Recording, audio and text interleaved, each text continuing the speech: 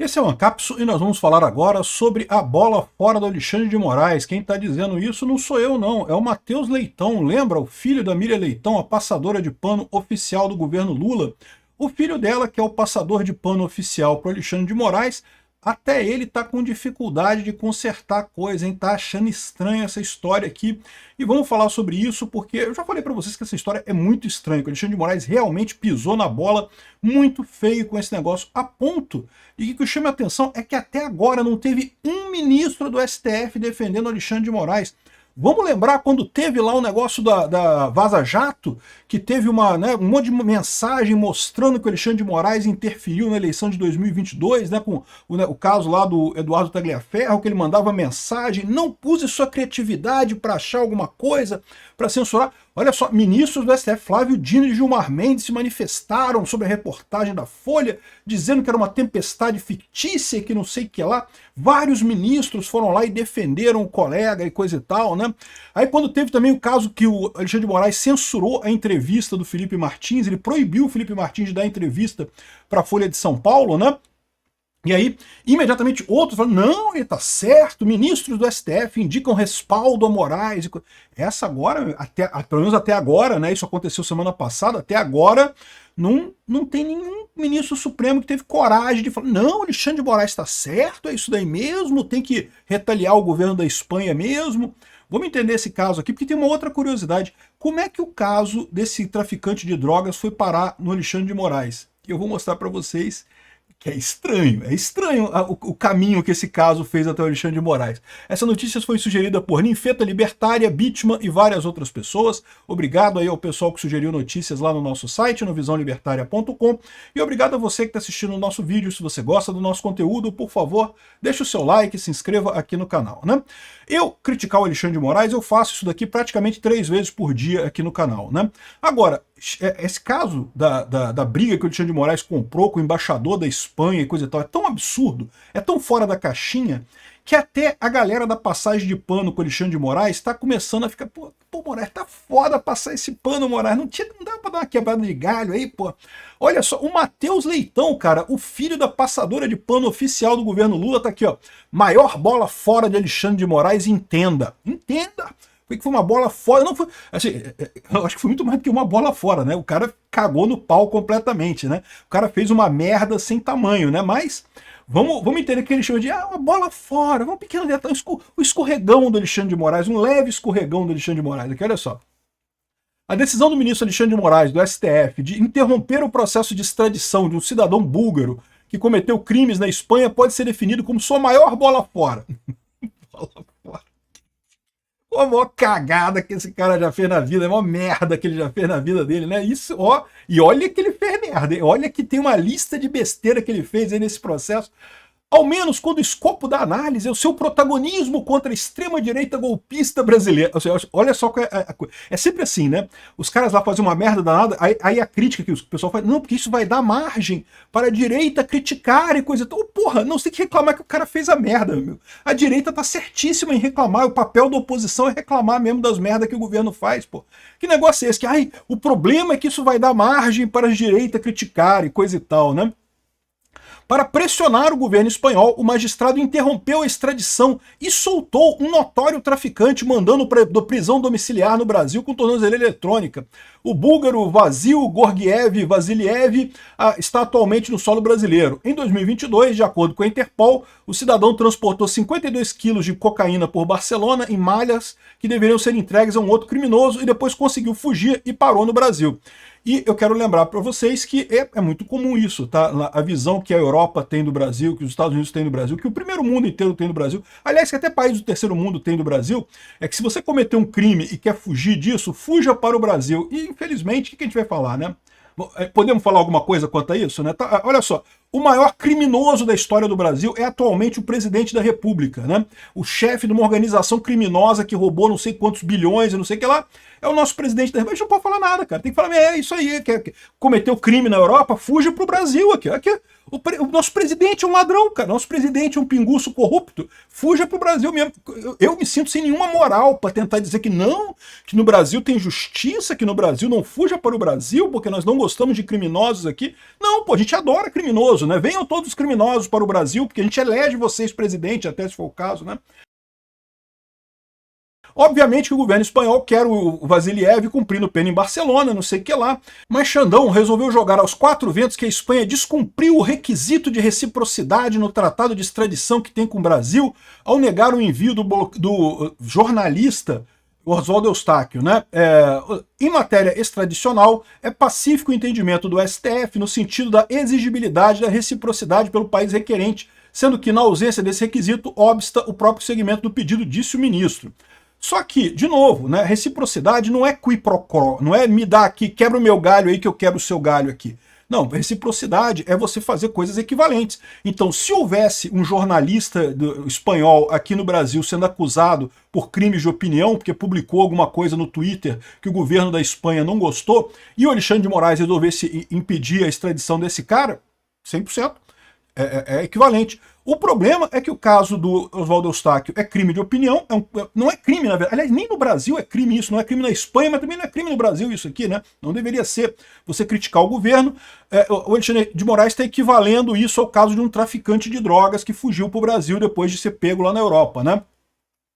Aí até o passador de pano, Leitão, soltar um traficante por birra, quando o motivo é um bolsonarista de terceira linha, definitivamente não é um bom negócio. Olha aquilo que eu falei para vocês, tá? É o que eu falo para vocês. Não é que o pessoal do STF, não é que a elite aristocrática socialista de Brasília esteja insatisfeita com Alexandre de Moraes porque ele está perseguindo bolsonaristas, não. É porque ele está exagerando, ele está deixando ponta solta, ele está deixando cauda. Está cheio de cauda, cheio de rabo do Alexandre de Moraes para tudo quanto é lado. Aí uma hora alguém pisa num rabo dele aí, e aí a coisa fica ruim, entendeu? Então, ou seja, o problema é esse. O problema não é de ser um ditador, perseguidor, inquisitor que persegue bolsonaristas com ferro e fogo. O problema é ele ser um ditador, perseguidor, autoritário que persegue bolsonaristas e é burro ainda por cima. Aí ele exagera com os casos como Alan dos Santos, como Oswaldo Eustáquio. Que esses caras vão fazer, bicho? Qual que é a ameaça que esse pessoal tem ao Brasil, né? Todo juiz na primeira instância já teve no caso de julgar uma coisa e a pessoa fugiu para o Paraguai, fugiu para sei lá onde, fugiu para algum lugar do mundo. E aí não dá para fazer mais nada. E todo juiz segue a vida com isso, né? Bom, a gente fez aqui o possível, o cara fugiu, né? Faz parte. Não existe essa jurisdição absoluta que o juiz escreveu no papelzinho, a coisa magicamente se cumpre. Não existe isso, né? Tem limites à justiça. E tudo quanto é juiz tá ok com isso, né? Faz parte do jogo, né? A gente faz o melhor possível. Alexandre de Moraes não pode. O mundo é culpado das coisas não acontecerem como o Alexandre de Moraes planejou na cabeça dele, né?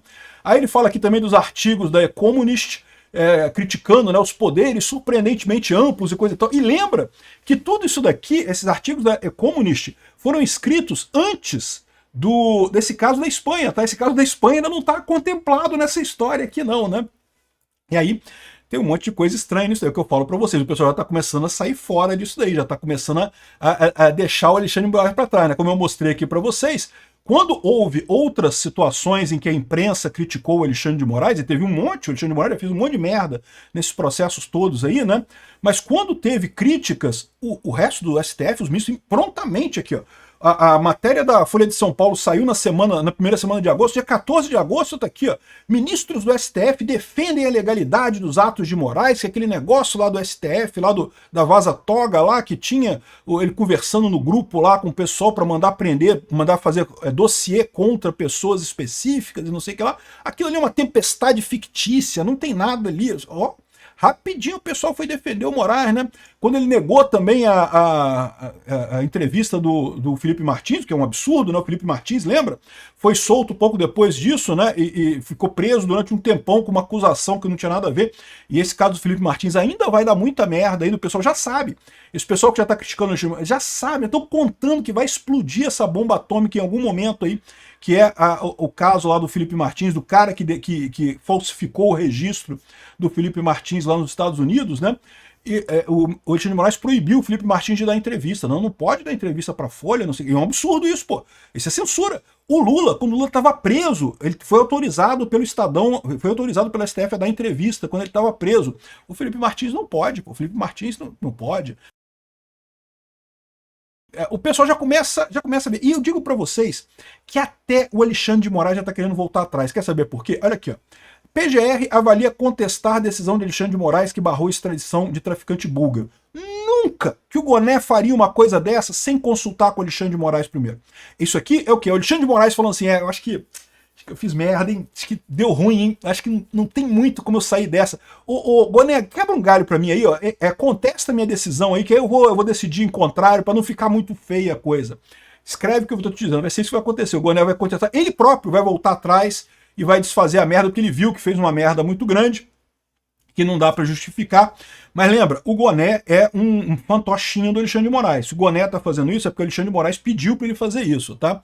Então, assim, tá mais do que na cara que o pessoal já tá começando a puxar o carro disso daí. Mas tem um outro detalhe nessa história toda, que tem pouca gente falando, que é isso daqui, ó. Esse aqui é o processo do búlgaro lá no STF, tá? É público, você pode entrar no STF, mandar procurar.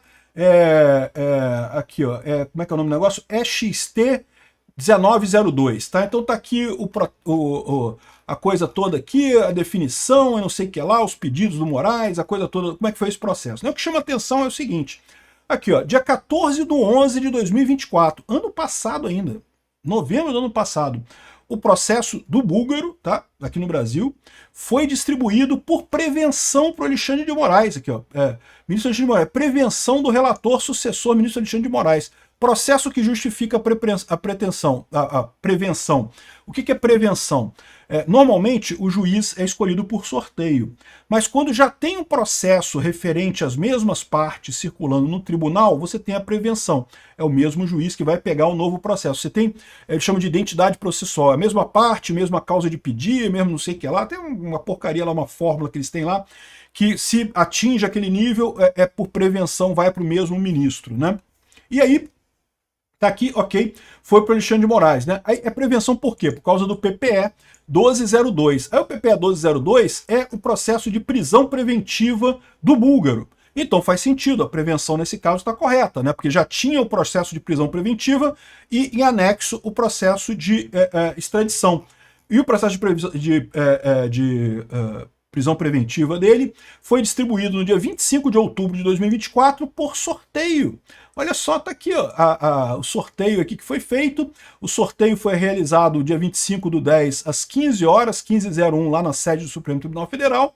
E aqui, ó, certidão de distribuição. Foi pro Xandão aqui, foi pro Xandão a coisa. Não é curioso como é que esse sistema de distribuição do TSE, do STF, sempre cai no Xandão, cara? E é o detalhe, né? Isso daqui foi no final do ano passado, 25 de outubro do ano passado.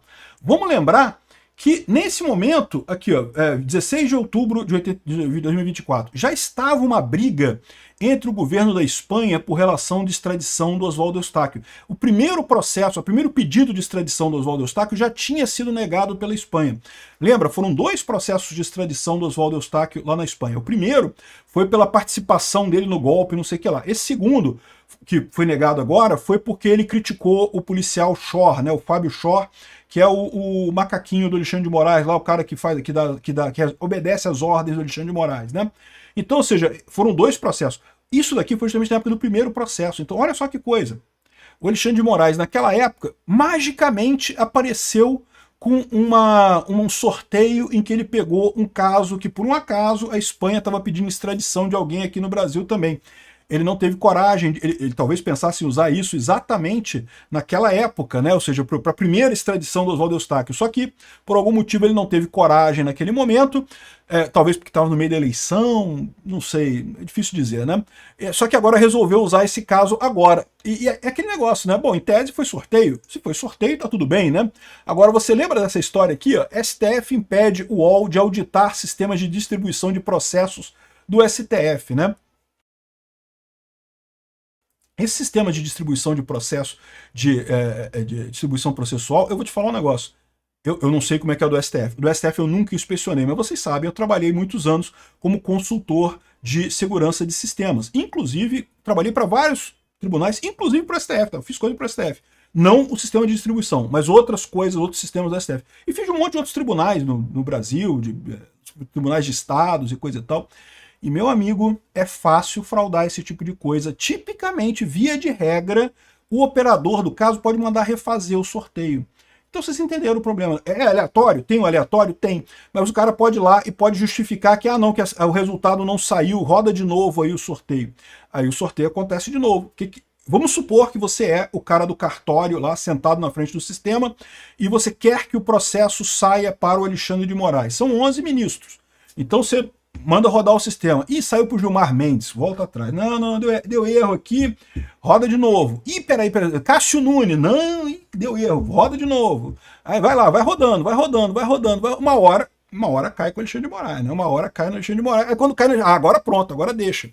Então, assim, eu não estou dizendo que foi isso que aconteceu, eu não sei, eu não estava lá, eu não sei nem como é que é o sistema do STF, se permite esse tipo de coisa, mas eu sei que tem sistemas de tribunais no Brasil que permitem esse tipo de coisa, assim, não é nem difícil, tá? Tipo, não é nem uma coisa excepcionalmente ruim, é tipo meio que a média da coisa.